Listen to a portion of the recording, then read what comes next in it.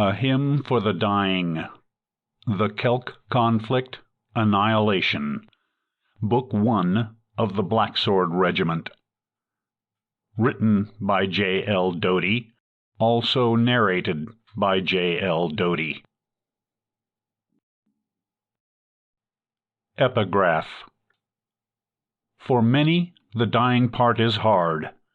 For some, the living part is harder. Chapter 1. Taken. Near mid-afternoon, Mathius approached the street where he, his sister, and their parents lived in a small apartment.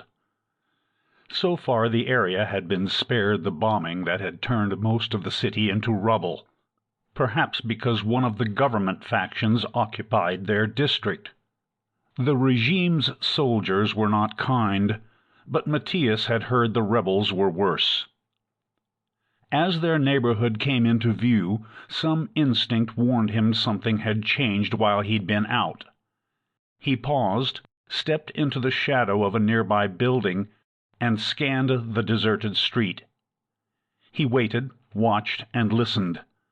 Nothing but silence, punctuated by the occasional pop of a distant gunshot. Then more silence. Too much silence. Mathius had started the day like any other by going out to scrounge for food and water.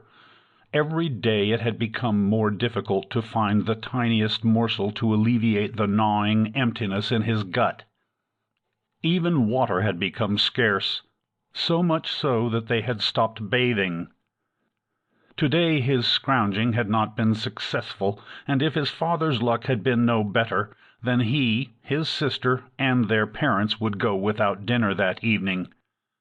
Of late they'd gone without dinner quite frequently, and hunger had become a constant companion.